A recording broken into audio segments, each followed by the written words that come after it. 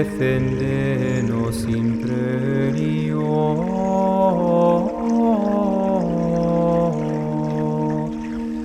ut non pereamus.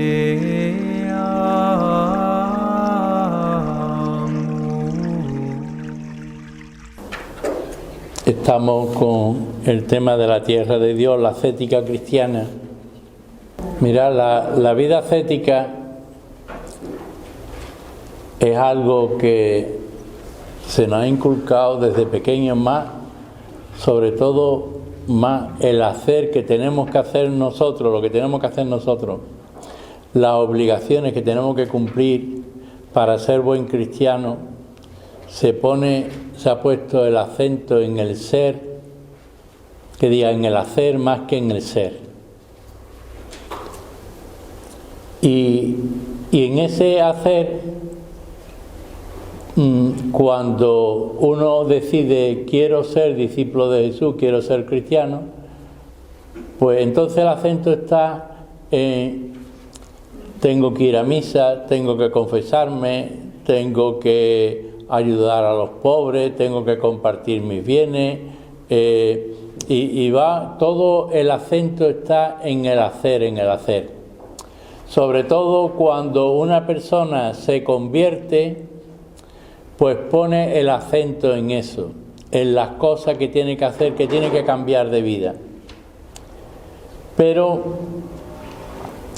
todo eso se puede hacer por obligación o por amor. Cuando se hace por amor, entonces todo es más llevadero. Hasta que se llega a la mística o al despertar espiritual, donde es Dios el que te lleva. Y ya no te pregunta qué tengo que hacer, sino que es que te sale del corazón. Te brota de tu interior. Es algo natural a tu ser. Te sale del corazón. Entonces, en la vida ascética es importante el ejercicio de la voluntad. Sobre todo creo que es muy importante educar, porque ya es más difícil el cambio de una persona mayor, aunque quien esté acostumbrado a un proceso de conversión, sí, pero el que no, a una persona mayor le cuesta mucho trabajo cambiar manías, formas de actuar, de ser y eso. Entonces, ¿dónde sobre todo hace falta educar a la voluntad? Sobre todo en la juventud, a los jóvenes. Porque un joven que se trabaja la voluntad, después, el día de mañana, lo conseguirá todo. Si quiero hacer o quiero este trabajo, me gusta trabajar en esto, lo otro, por medio de la voluntad del ejercicio, otro se cansa y deja de estudiar, o se cansa y ya no sigo, pero uno que se esfuerza, estoy cansado y sigo, y me esfuerzo, sigo forzándome. Entonces eso es el ejercicio de la voluntad. Creo que es muy importante en la vida cristiana.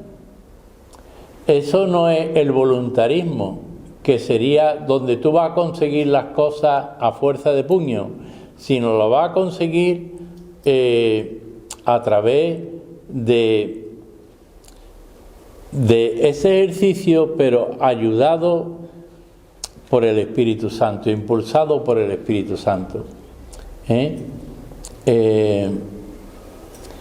No es una cosa que tú haces o sea, la salvación no la conseguimos por nuestros méritos, sino por los méritos de Jesucristo. Pero claro, es importante que tú ejercites la voluntad en todo lo que sea hacer el bien, en la caridad, en lo que es esencial en la vida cristiana. Esto exige una disciplina.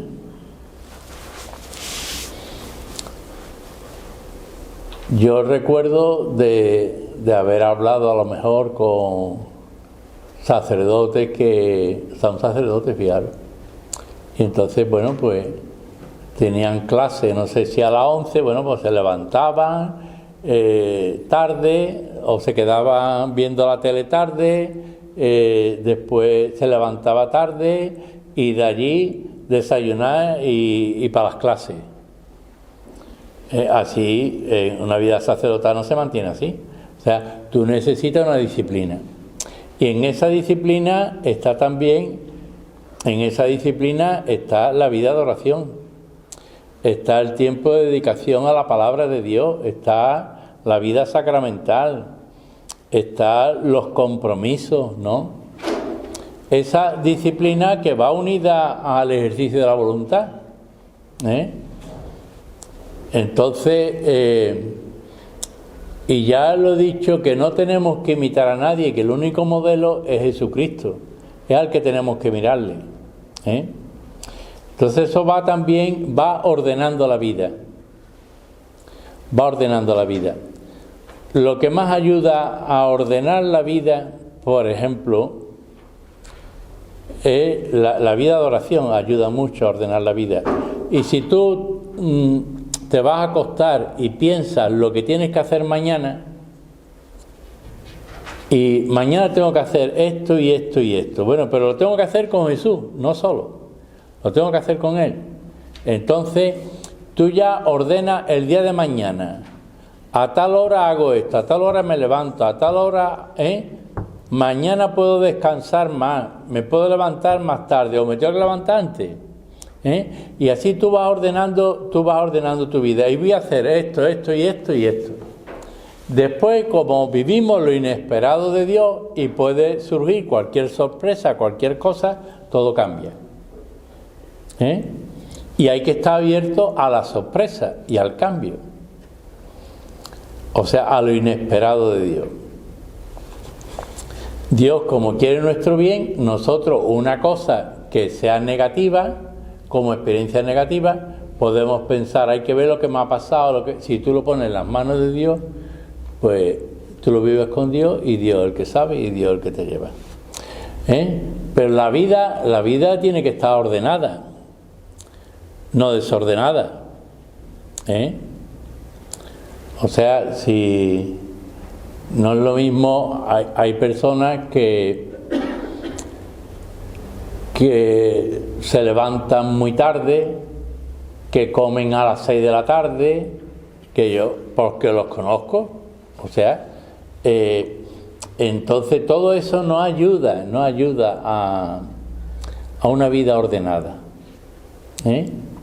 La vida ordenada pues tiene, yo creo que lo mismo, el ritmo de la naturaleza. A la hora amanece, ¿no? Cuando amanece, pues también los pájaros se despiertan, pues también nos despertamos nosotros y vamos haciendo, ¿no? Y eso sería, ¿no? El ritmo de la naturaleza sería el ritmo de nuestra vida. Y ahí se va integrando la vida de oración y los espacios de oración. Esto va unido con una paciencia con uno mismo. Porque muchas veces cometemos fallos y nos sentimos culpables y que no lo consigo y yo esto no puedo con esto, no puedo con lo otro y yo actúo de esta manera o actúo de la otra. Es que tienes que tener paciencia contigo como Dios tiene paciencia contigo.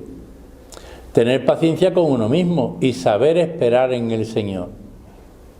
Y todo tiene su momento. Y las cosas no se consiguen de pronto ni de golpe. Las cosas, tú te pones a trabajar, tú te pones esa disciplina, ese ejercicio de la voluntad, tú ordenas tu vida, pero tú tienes que tener ahí paciencia y saber esperar el momento de Dios. Las cosas no se consiguen cuando uno lo desea, sino Dios tiene, el tiempo de Dios no es nuestro tiempo. Entonces hay veces que hay que esperar mucho y otras veces pues te viene de pronto, ¿no? Y no olvidar que la obra es de Dios y que hagamos lo que hagamos, Dios está por encima de nosotros y que Dios está en otra dimensión donde nosotros a través de la oración podemos entrar en esa nueva dimensión. Eso tiene que ver también con lo que los místicos hablaban del sexto sentido, ¿no? Es un sentido espiritual, una sensibilidad espiritual que se entra en otra dimensión. O sea, hay veces una persona puede rezar el rosario todos los días, puede rezar el ángel todos los días, puede hacer oraciones todos los días y no cambiar nunca. ¿Por qué? Porque ha sido rezo, pero no ha sido entrar en oración. ¿Qué es lo que cambia cuando se entra en la otra dimensión? En esa otra dimensión. ¿Que hace falta descubrirla? Los que hicisteis los talleres de oración y vida, experimentasteis eso que era distinto y que se entraba en otra dimensión. Pero la obra es de Dios. Y a medida que se va madurando y creciendo, pues te vas dando cuenta que más pobre es uno y Dios es más grande.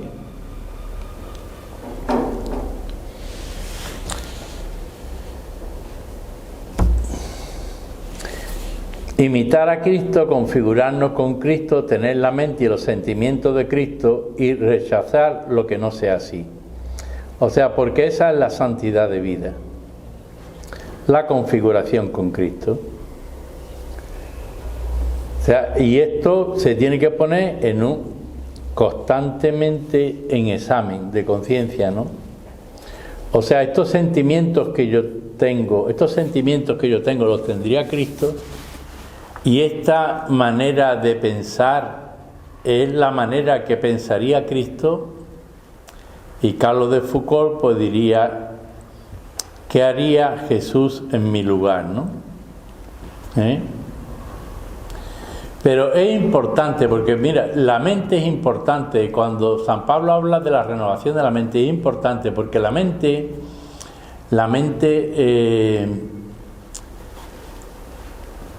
por ahí te vienen los pensamientos, te vienen pensamientos negativos y positivos. Como tú des cabida a los pensamientos negativos, si yo me pongo ahora aquí a decir qué es lo que yo veo negativo de cada uno de vosotros, salís todos derrotados. Si yo os digo todo lo bueno que yo veo en cada uno de vosotros, salís todos levantados. Entonces, ¿qué es lo que intenta Jesús? Levantar a la gente de la situación en la que se encuentra, no hundirlas más. Muchas veces nosotros somos injustos con nosotros mismos y nos autocastigamos, nos machacamos a nosotros, y eso no ayuda al crecimiento espiritual. La humildad es lo que ayuda al crecimiento espiritual, que la humildad es caminar en la verdad. ¿Quién conoce la verdad de tu ser? Dios, porque a lo mejor ni tú te conoces a ti mismo. Si lo decía San Pablo, si hago lo que no quiero, incluso lo que aborrezco. Y hay veces que uno puede tener una contestación y decir: bueno, pero si yo no soy así, ¿por qué he hablado yo así? Si yo así no soy. Y es porque en parte hay como en el subconsciente una parte nuestra que tiene que ser sanada y que sale a flote en un momento, pero sin embargo tú no te identificas con eso. Ahora, cualquier pensamiento construye o destruye, y es muy importante que nuestra mente sea constructiva.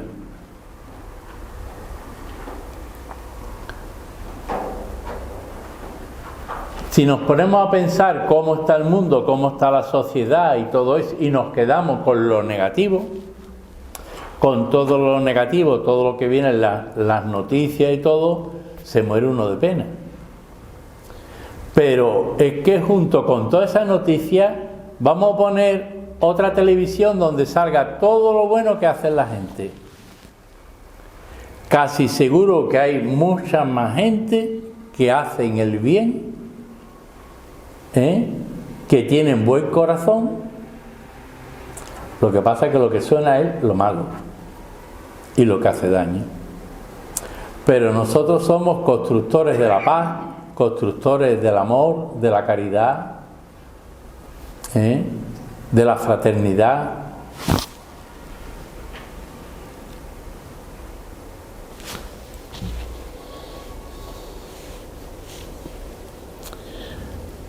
A veces, para llegar al oasis y encontrar el vergel de Dios, como cuando llegan el pueblo de Israel, tiene que atravesar el desierto para llegar al oasis.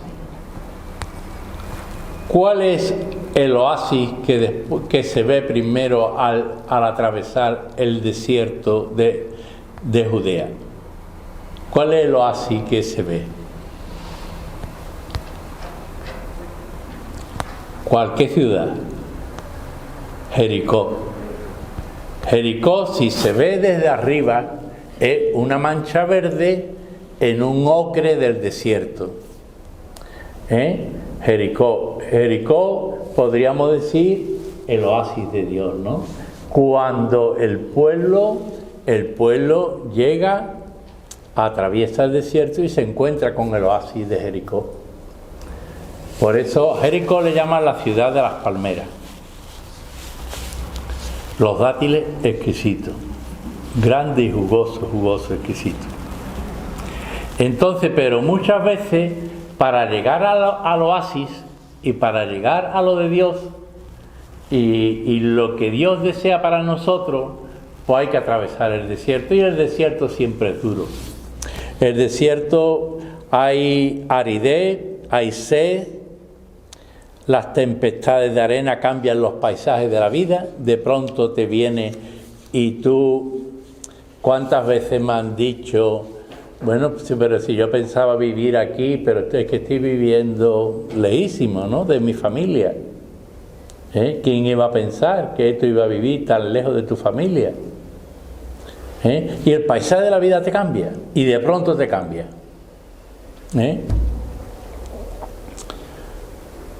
Y entonces, cuando el paisaje cambia, a lo mejor vosotros pensáis que estáis en esta comunidad, que os encontráis a gusto, os encontráis bien, y esto ahora de pronto hay un destino, hay un cambio, y eso vais a otro sitio.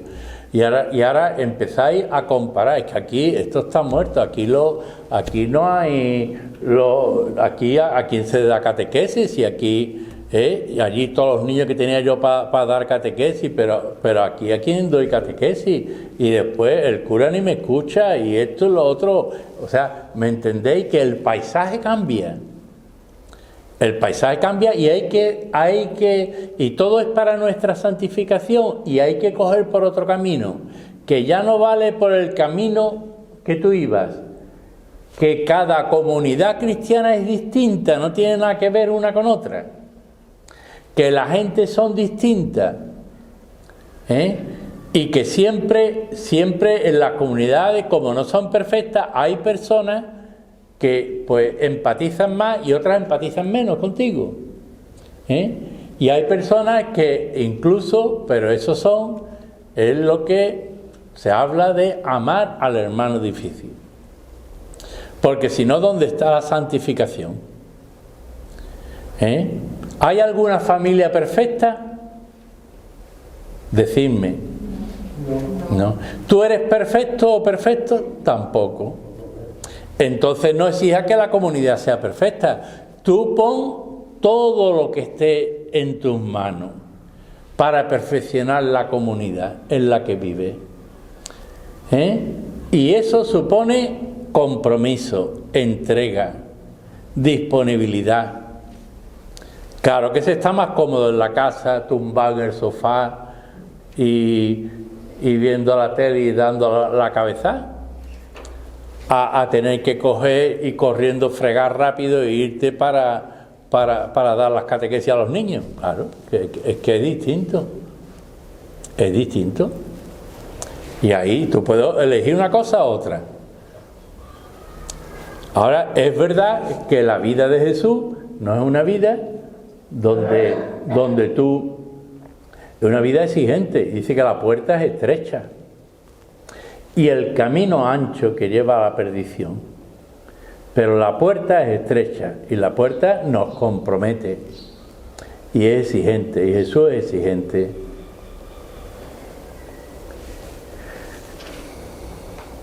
Ahí es importante la perseverancia, la docilidad al espíritu, el tensón en el día a día, apoyado en la oración, los sacramentos, la palabra de Dios. Todo esto, ¿para qué? Para vivir en Dios y encontrar ese jardín de Dios, ese oasis, donde se bebe el agua pura. Mirad, ese agua pura no es que yo ame a los que me aman, que es muy fácil, porque eso lo hacen los paganos. Ese agua pura es amar al que no te ama, amar al que te critica, bendecir al que te maldice. Es que ese es el Evangelio. Yo podría explicar mi Evangelio, que no tiene nada que ver con eso, pero es que yo he optado por ese Evangelio, por el de Jesús. Y todos optamos por el de Jesús. Y claro que hay páginas que las arrancaríamos, porque no las vivimos, pero no. Es que eso precisamente es lo que te santifica y lo que te purifica. No es fácil. Y menos fácil cuando crees, yo no puedo con esto, yo no puedo. Es que claro que tú no puedes, porque Jesús dirá, sin mí nada podéis hacer. Pero qué importante llegar a ese jardín de Dios, ¿no? A ese paraíso, a ese oasis de Dios. Decía el Papa Francisco que la Iglesia debe de ser un oasis de misericordia, donde todos se sientan acogidos por la misericordia que tienen los hermanos.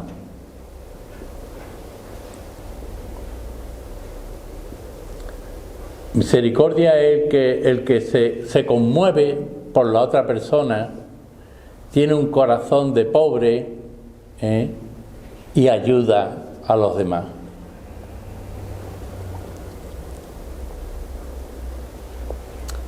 Todo puede mejorar, todo puede embellecerse, todo puede ser transformado, hasta las vidas más deterioradas.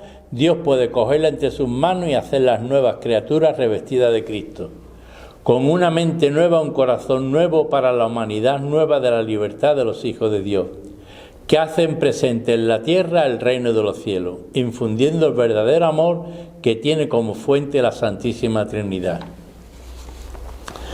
Todo lo que decía el Papa Francisco, que de la Santísima Trinidad brota un río de misericordia a cada corazón, y tú puedes cerrar el corazón a la misericordia de Dios o abrirlo. Está en tus manos. Pero que del corazón de la Santísima Trinidad brota un río de misericordia. Cuando nos dice Jesús, sed misericordioso como vuestro Padre Celestial es misericordioso, pues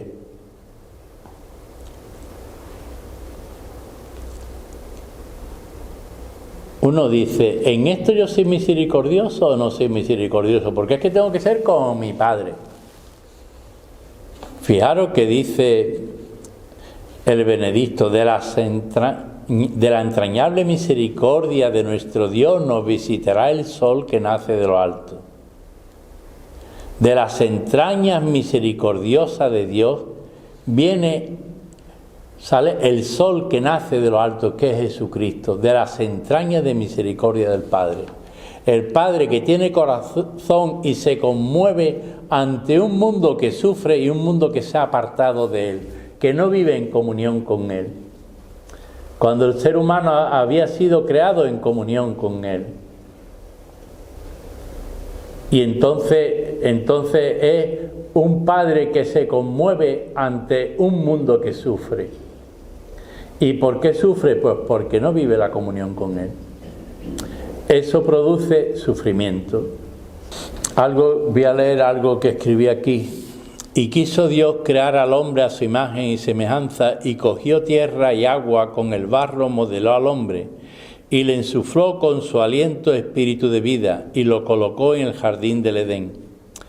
Todo era amor, y cuando el hombre quedó dormido, de una costilla del hombre hizo a la mujer, y el hombre declaró a Dios: esta sí que es hueso de mis huesos y carne de mi carne, y así los creó, hombre y mujer.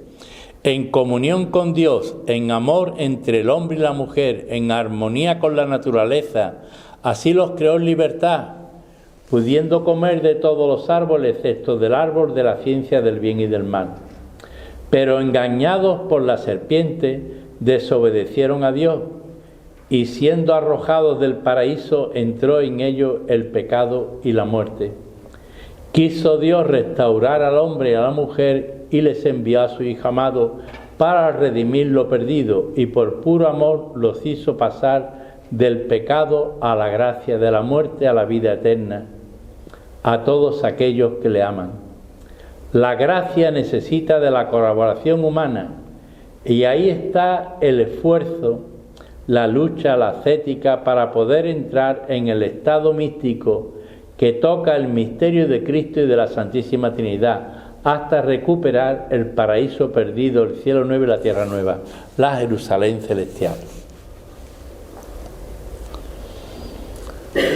Cuando Jesús habla de la parábola del sembrador y nos habla de ser tierra buena, ¿no?, donde la semilla, unos pueden dar el 20, otros el 30, o el 50, o el 60, o el 100 por uno, ¿no?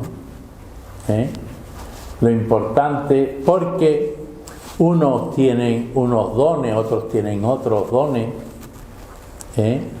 y unos a lo mejor pueden ser buenos oradores, pueden llegar al corazón de los demás, otros no, otros solamente es la vida sencilla y el ejemplo sencillo, lo que hace que diga: esta persona tiene a Dios y esta persona transmite a Dios. Entonces cada uno, pero somos llamados a ser tierra buena, donde la semilla del reino pues penetre, caiga, y esa semilla tiene que, el grano de trigo que no muere no da fruto.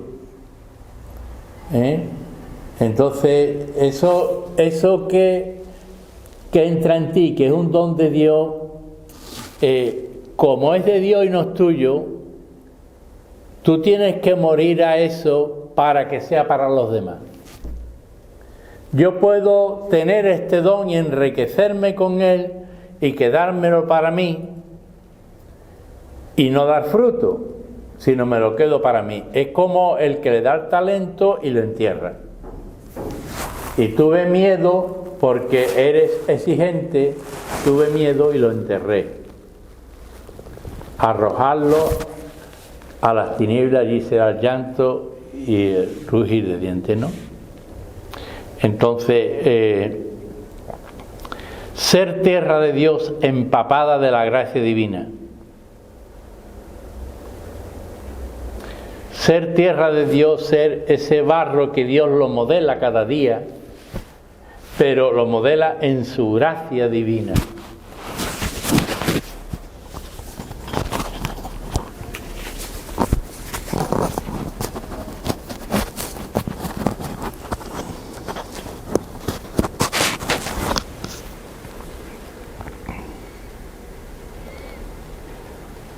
O sea, es como, fijaros, cuando hemos visto, y ahora que hay tanta falta de agua y eso, y se ha visto algunas veces los paisajes agrietados, la tierra agrietada, ¿no?, por falta de agua.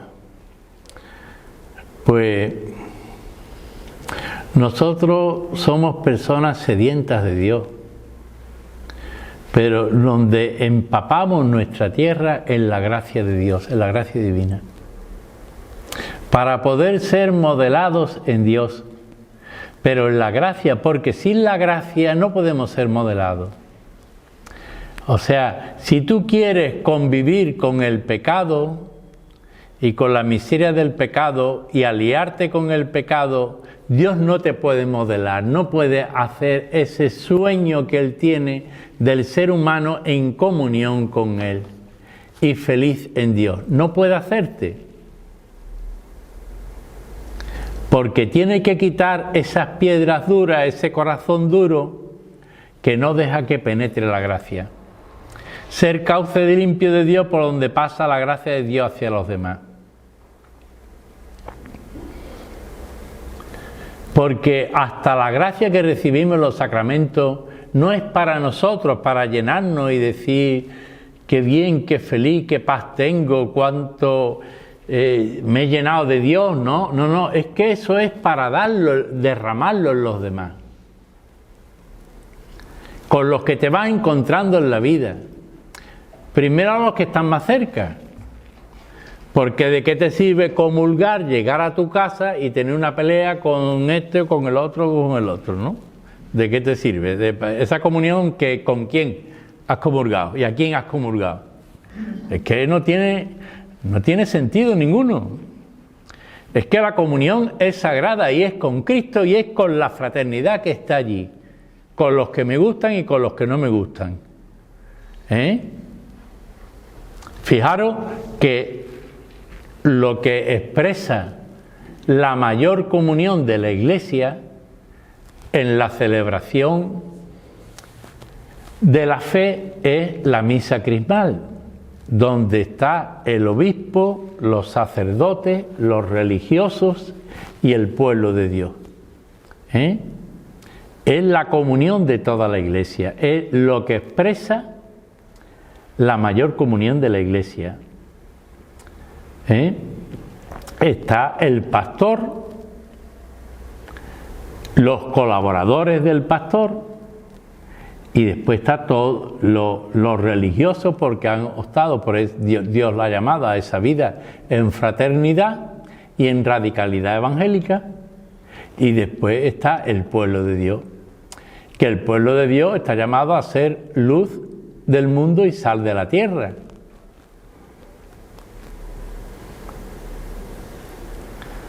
O sea, tú dices, yo doy sabor a la vida de los demás y yo ilumino la vida de los demás, o yo soy un incordio para todo el mundo. Es que hay que plantearse, ¿qué hago en esta vida? Pero que esto es obra de Dios. Lo que pasa es que yo puedo no dejar que Dios actúe y complicar la vida, en vez de tener la sencillez y la humildad de la Virgen María, ¿no?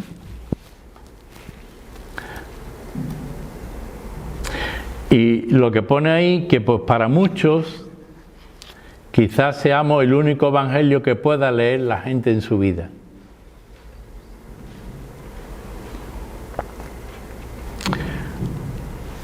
Nunca puedes olvidar que eres barro, frágil, débil, necesitado de gracia divina. Es por lo que necesitamos purificar.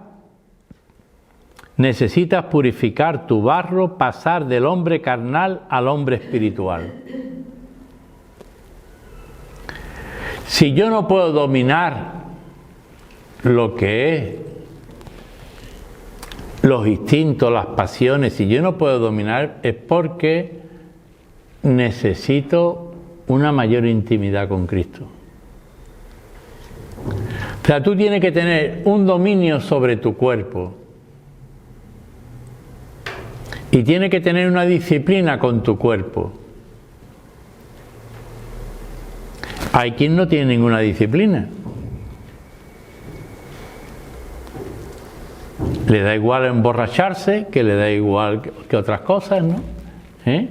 No tiene disciplina, pero eso va en deterioro de la persona y después del ambiente donde vive.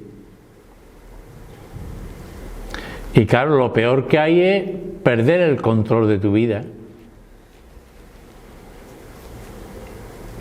Entonces hay personas que dicen, bueno, que van por la vida de víctimas y creando cruces para los demás.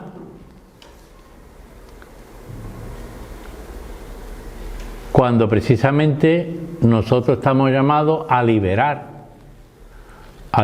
y a salvar. La Iglesia como instrumento de salvación. Ahí, claro, estamos constantemente dentro de esa disciplina, y para llegar a ser un hombre espiritual, por trabajar las actitudes, corregir errores, llevar a cabo una ascética que se muestra en muy diversas formas. Saber distinguir y vivir los diversos términos propios de la ascética, como ascesis, la conversión. O sea, el que se crea que ya está convertido es el que nunca llegará a ser santo. La conversión, la penitencia, la abnegación, que es negarse a uno mismo, el sacrificio, el amor sacrificado,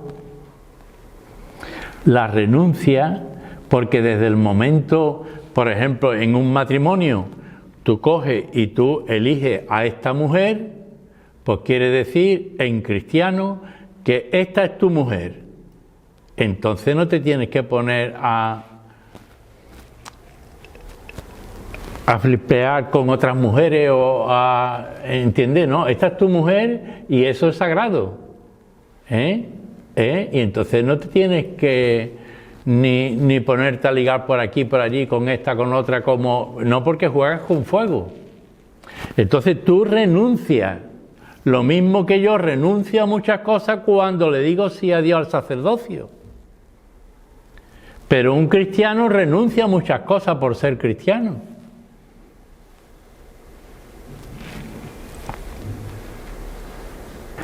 La mortificación, el dinamismo del crecimiento espiritual con su avance y retroceso, pero nunca estancado, que sería una situación de pecado. Alcanzar la plenitud en Cristo en un crecimiento a nivel personal y comunitario. La meta de la santidad es alcanzar la plenitud de Cristo, la comunión con Cristo y la plenitud de Cristo. Así dice, esa es la madurez, ¿no?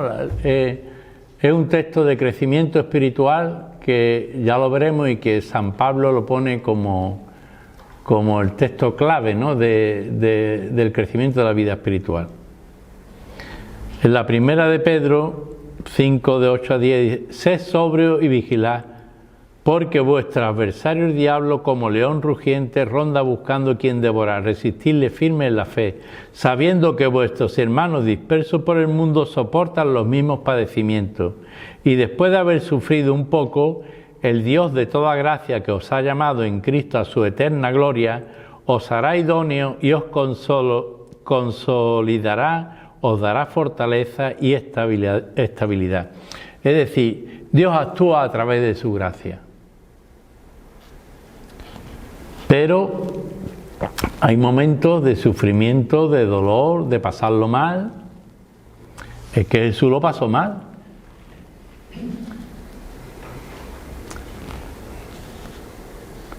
Cuando le dicen a los hermanos y a la madre, no, que tu hijo es que está como fuera de sí, está como loco, por las cosas que hace, ¿no? La madre lo pasaría mal.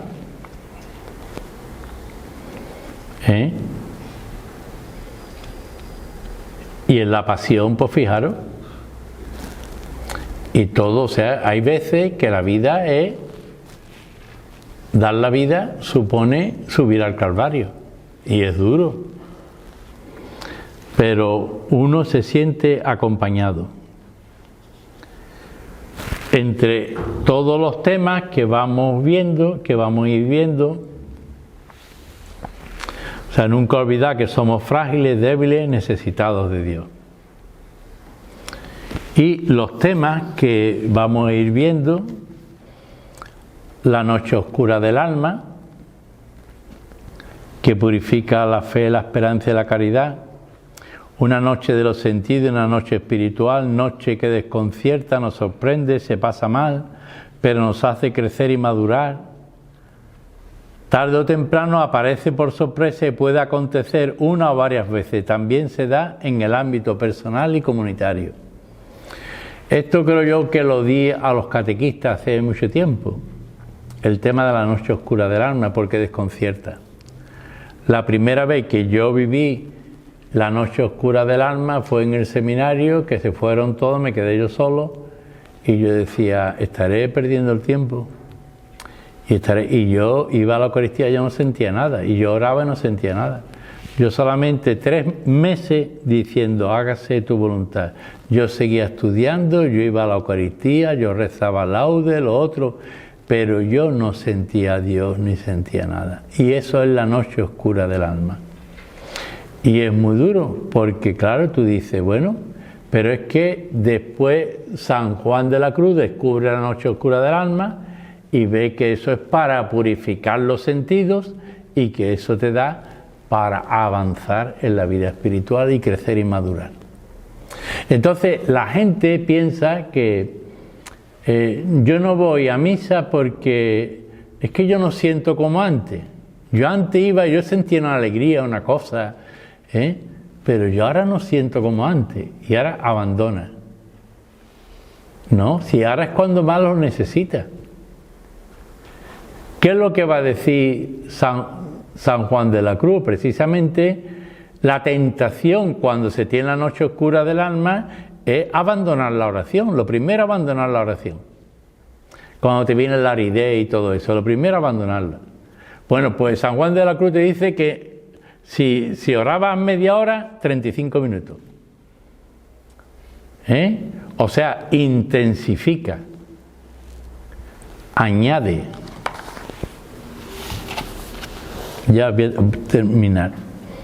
La espiritualidad del desierto, necesaria atravesar para llegar a la tierra prometida con toda su aridez y sequedad espiritual, donde se pone a prueba la fe y el maligno aprovecha para tentarnos y apartarnos del proyecto de Dios. Sabemos que una vez que la Iglesia era perseguida y ya no hay martirio porque ya el Imperio Romano pues está a favor de los cristianos, pues con el edicto de Milán, entonces a partir de entonces quien buscaba la santidad se iba al desierto. Para 2 cosas, para buscar a Dios y para luchar contra las tentaciones del demonio. O sea, se iba para un combate y para buscar a Dios. Lo mismo que en el martirio tenían que sufrir y padecer y mantenerse fieles, y era un combate, pues por eso, y en el desierto, ya lo veremos, se llega a verdadera exageración, ¿no? O sea que también podemos, por querer ser santos, hacer lo que está fuera del plan de Dios y del proyecto de Dios. Y podemos buscar una mortificación que no te lleva a la santidad, sino a vivir en la mortificación, ¿no? Pero no te lleva a la santidad. El combate espiritual es un tema clásico de la ascética, un combate que se da con nosotros mismos en lucha con el mundo, el demonio y la carne, con nuestras concupiscencias, instintos y pasiones, lucha hacia dentro de nosotros mismos y lucha hacia afuera contra todo lo que es contrario a la voluntad de Dios. O sea, nosotros tenemos primero que combatir con nosotros mismos. Después tenemos que ayudar a los hermanos a que sean valientes y que combatan cada uno su propio combate. Pero después como comunidad tenemos otro combate. Porque ¿quién ha evangelizado las casas que nos rodean? Nadie. A lo mejor han pasado los testigos de Jehová. O sea, fijaros lo que nos queda por evangelizar.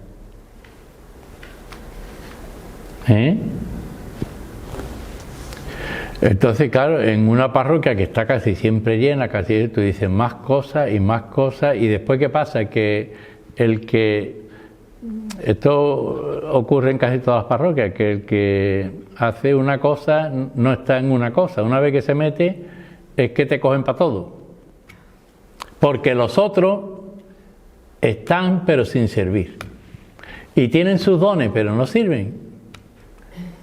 Viven una fe acomodada y una fe que está muerta, dormida, sin compromiso. Y para eso nos dio la vida de Jesús. Te llamó para ser discípulo y para ponerte, para evangelizar, para servir, para dar la vida. Después vienen los 3 temas importantes del ayuno, la oración y la limosna, como prácticas penitenciales que ayudan al proceso espiritual, nos fortalece interiormente, nos ejercita en el dominio de sí, nos hace solidarios y generosos con los más pobres. Son las prácticas que cuando Jesús habla de la limosna, la oración y el ayuno, y que se haga en secreto, ¿no? Cuando llegue la Cuaresma, pues se suele insistir el miércoles de ceniza se lee ese texto del Evangelio para recordar la práctica cuaresmal, que es la limosna, la oración y el ayuno. Pero en este camino no podemos aislarnos, es un camino fraterno para evitar el autoengaño. En la ceguera y la confusión necesitamos el acompañamiento espiritual propio de la fraternidad del reino. Y por último, la humillación, como cumbre de la humildad. Sin humildad no se pisa la tierra de Dios. Humildad que es capaz de dejarse humillar para conseguir un bien mejor. Jesús y María son ejemplos de esta humillación que nos alcanza la gloria. O sea, porque has mirado la humillación de tu esclava, dice ella en el Magnífica. Proclama mi alma la grandeza del Señor, se alegra mi espíritu en Dios mi Salvador, porque has mirado la humillación de tu esclava. Y después no cabe en nuestra cabeza que Dios se haga hombre en Jesucristo y la máxima humillación sea la crucifixión.